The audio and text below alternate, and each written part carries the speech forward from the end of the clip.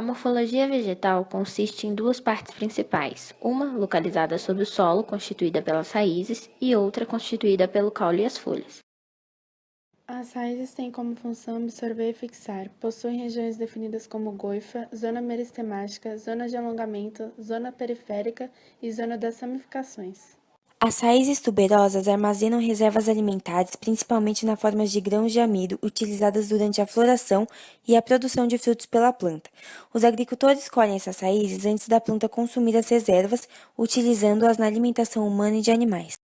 Raízes respiratórias são adaptadas à realização de trocas gasosas com o ambiente. As raízes principais dessa planta crescem rente à superfície do solo e, de espaço em espaço, apresentam pneumatóforos que crescem para cima, perpendicularmente ao solo.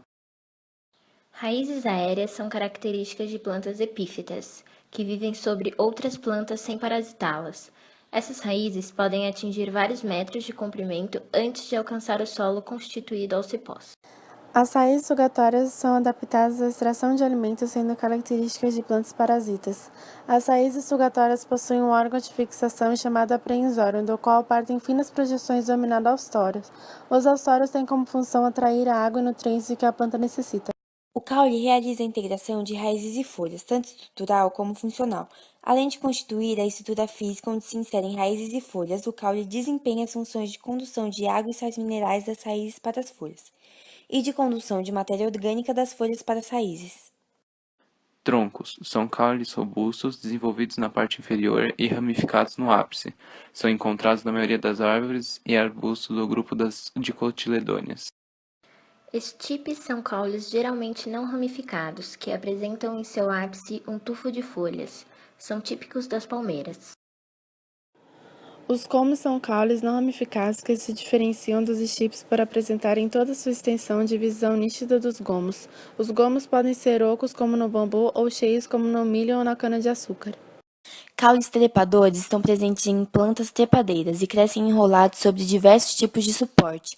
Esse tipo de caule representa uma adaptação à obtenção de locais mais iluminados, em que há mais luz para a fotossíntese. Estolhão ou estolho é um tipo de caule que cresce paralelamente ao chão, produzindo gemas de espaço em espaço. Essas gemas podem formar raízes e folhas e originar novas plantas.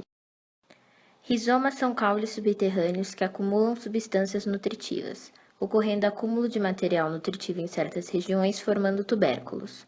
Rizomas podem ser distinguidos de raízes pelo fato de apresentarem gemas laterais. Bulbos são estruturas complexas formadas por caule e folhas modificadas. Costumam ser classificados em 3 tipos: tunicado, escamoso e cheio. A cebola é um típico exemplo de bulbo tunicado. Cladódios são caules modificados adaptados à realização de fotossíntese. As plantas que os possuem perderam as folhas no curso de evolução. A ausência de folhas permite à planta economizar parte da água que será perdida por evaporação. Folha. Uma folha é sempre originada a partir de uma gema lateral do caule. Existem 2 tipos básicos de folhas quanto ao tipo de nervura que apresentam: as paralelinérvias e as reticulanérvias. A composição completa de uma folha compreende as seguintes estruturas: limbo é a área de expansão laminar da folha, podendo ser simples, como limoeiro, ou subdividida no caso das folhas compostas. Pecíolo é a arte de sustentação foliar típico das dicotiledôneas, que interliga o limbo ao ponto de fixação do ramo.